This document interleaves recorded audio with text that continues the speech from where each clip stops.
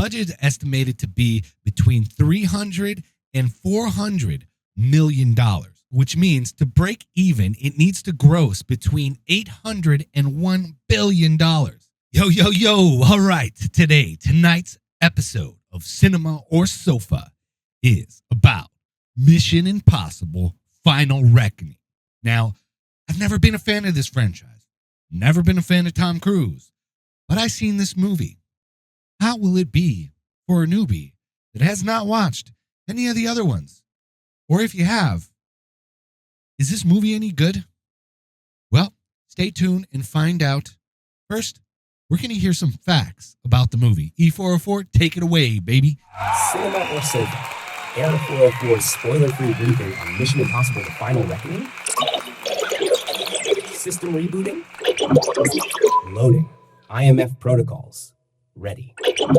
Overview. Mission Impossible The Final Reckoning is the 8th installment in the Mission Impossible franchise, directed by Christopher McQuarrie. The film continues the story of Ethan Hunt and his IMF team as they confront the rogue AI known as the Entity, which has infiltrated global intelligence networks. The mission leads them to a Russian submarine, the Sevastopol, which holds the key to destroying the AI. This installment is noted for its high-stakes narrative and ambitious action sequences. Plot setup, spoiler-free. Following the events of Dead Reckoning Part 1, Ethan Hunt and his team are in a race against time to locate the Sevastopol submarine, which contains the source code necessary to neutralize the Entity. As they navigate treacherous waters and face formidable adversaries, the fate of the world hangs in the balance. Cast: Tom Cruise as Ethan Hunt, Haley Atwell as Grace, Ving Rhames as Luther Stickle, Simon Pegg as Benji Dunn, Vanessa Kirby as Alana Mitsopoulos, White Widow, Isai Morales as Gabriel, Pom Klementif as Paris, Henry Czerny as Eugene Kittredge, Angela Bassett as Erica Sloan, Nick Offerman as Sydney, Hannah Waddingham as an undisclosed role, Holt McCallany as Secretary of Defense, Bernstein, Shea Weam as Jasper Briggs, Greg Tarzan Davis as Dega, Mariela Garriga as Marie, Frederick Schmidt as Zola Mitsopoulos, Janet McTeer, Charles Parnell, Mark Gaddis, Rolf Saxon, and others in supporting roles. When the mission is truly impossible, Ethan Hunt doesn't just accept it, he redefines it. Cinema or Sofa? End of briefing. Awaiting your verdict. Emperor of the Grim. All right, thanks a lot, E404. You did a great job with that one. Anyways, let's get to it, shall we? First thing I want to talk about is the budget for this movie. The budget is estimated to be between $300 and $400 million, which means to break even, it needs to gross between $800 and $1 billion. This is the most expensive movie ever made. Now, is this movie cinema or sofa worthy? I don't know. What's it gonna be? What is it gonna be? Cinema! It's got the cinema rating. That must be obvious because this is a huge movie, all right? Now, it is extremely woke. This movie is extremely woke, so if you're an anti-woker, you're not going to like this movie. It's very, very much woke. However, if you are an action fan and you're a Tom Cruise fan and all that, you're probably already with the wokies anyways. But it is a good movie. There's not one. This is a 3-hour movie. All right. It's pretty much 3 hours. There's not one single part where you're bored, which is awesome. And looks like that money in the budget went to good use. There's not one single part where you're bored. It's all action. It's all fast paced. And it was a really well put together movie. The writing was good. I did not need to see every single movie to be invested in it. Okay, I'm sure it probably would have been better and made more sense if I saw the other movies, but there's just too many. I never watched them. Not gonna watch them. Sorry, but not sorry. But this movie was worth it. It was worth the time. It was worth the money, and it's worth seeing it on the big screen. I even got a poster. All right, filmed for IMAX. So I would definitely see this in IMAX if I was you. This is a nice poster. I get these sometimes for free. I wonder if anyone I know wants this because I don't, but it is a nice poster. So I might frame this and might send it to somebody. I don't know. Let me know in the comments if you want this. I don't know how I would send it to you, but maybe I will.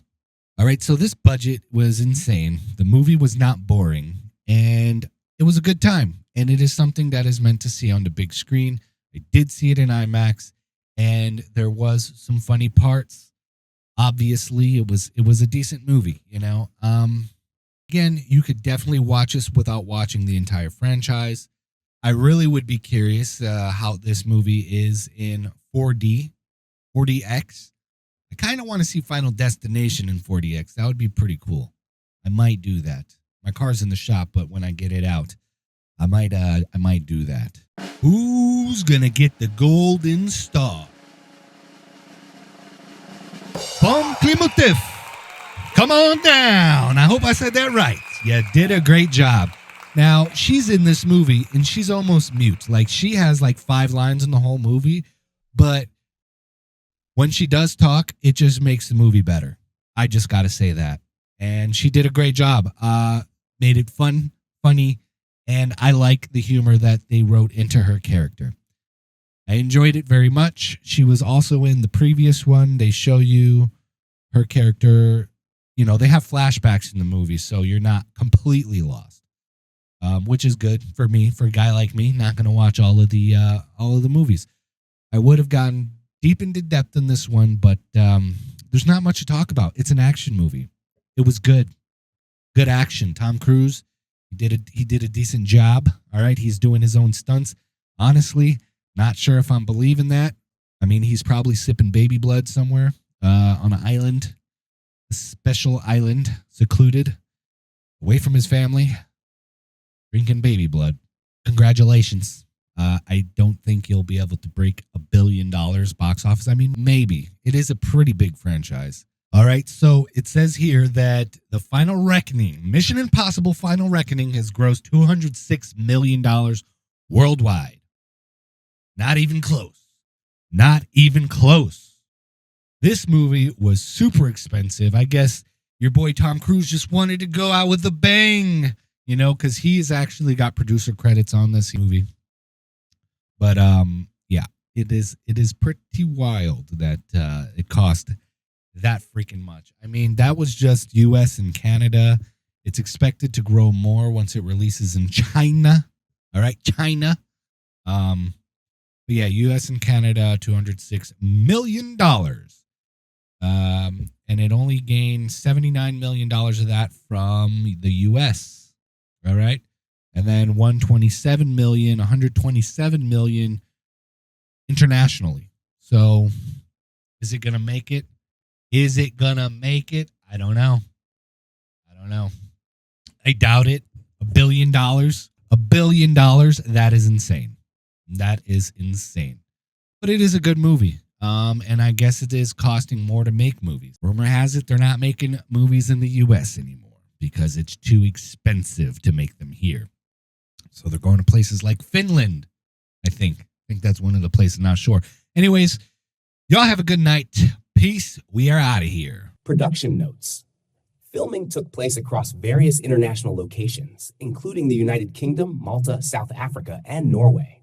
The production faced delays due to the COVID-19 pandemic and the 2023 SAG-AFTRA strike, pushing the release date to May 23rd, 2025. The film features practical stunts performed by Tom Cruise, including wing walking on a biplane and underwater sequences in a rotating submarine set. Release information. World premiere, May 14th, 2025 at the Cannes Film Festival. Out of competition. United States theatrical release, May 23rd, 2025.